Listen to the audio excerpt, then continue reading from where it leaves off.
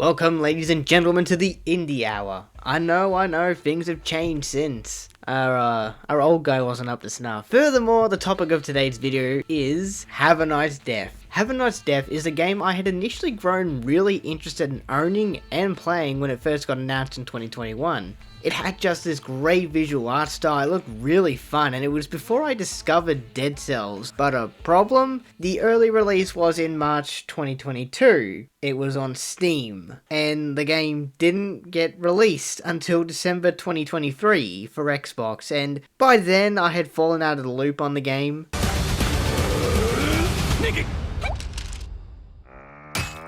The game follows very similar principles to games like Ori or Hollow Knight, but I'd say it's very similar to Dead Cells, another Metroidvania game that would have you repeat the run if you were to die.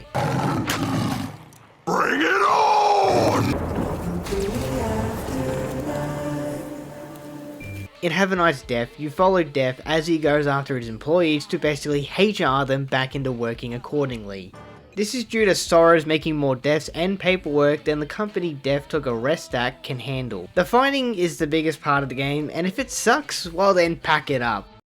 No, the gameplay is actually pretty solid. Each weapon doesn't feel the same, and you need to know when to use it. If you use a weapon incorrectly against an enemy you fight against incorrectly, you will take damage. You're matched with sickles, spells, and equipment. These are weapons and powers you can use to kill enemies.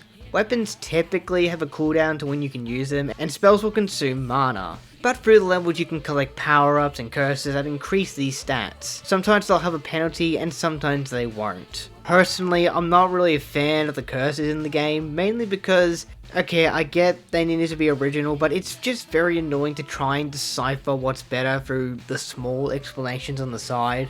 Though playing the game and doing objectives will often unlock new weapons and food for discounted prices, which allow for more player styles to be had. I especially love the different sites you can choose, though I wish you were allowed to pick which one you wanted to use, because I couldn't care less about any of them but this one. However, I think the worst part about this game is that it bored me with the levels themselves. As fun as it is clearing through enemies, the rooms don't have secrets or alternate elevators that might earn more rewards. Most levels will have the same enemies scattered through a locked room, some souls, some items, and that's it. The only difference between a lot of the rooms are some will grant specific rewards, not found anywhere else, or they become a lot more common.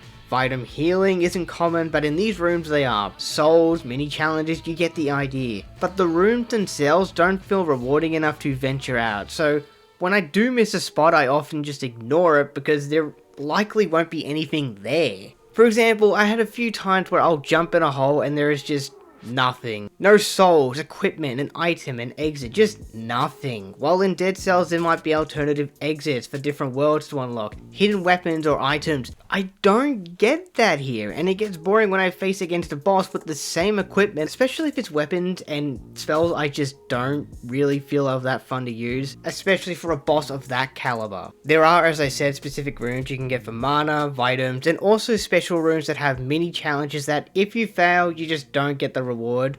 I failed all three, so I don't actually have a clue what you get, and why I haven't tried any further is a tidbit for the end of the video. I do think the bosses are a little challenging than they should be early on. Don't get me wrong, it's fun learning what they're doing with a few frames of animation to work with. I did recently find a mascot boss where he has really advanced attacks for a second boss. It might be a secondary boss, but these swords stop and track you. He has so many chainsaws to the point I had no idea if it was possible to dodge them. Obviously, first time with bosses is hard, and it gets easier every time you beat them, but it does not feel like a boss you can learn that quick. In general, I also do think the world is a really fun place with a lot of dialogue and character moments. Casual conversations and small mini quests where you'll need to collect an item and later give it back to the character who asked for it. It honestly does make the world feel like it's just one big office space, and that's what the game is about. But also the art style in this game is just fucking amazing. I love how older Death turns into this little gremlin. I love the characters of the little monsters all the way to the bad guys, and god, the 2D animation is just eye candy with everything you do.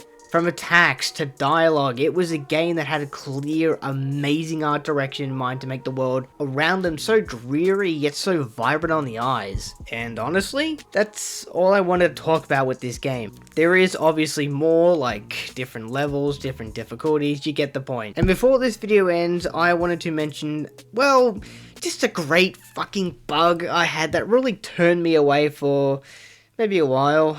Now, did you want your save file to be deleted? Good, because for some reason after I quit the game, because it was taking just a little long to load on my save file, it decided when you reload into it, it's deleted. Luckily it was only 9 attempts and 4 hours, but are you fucking serious?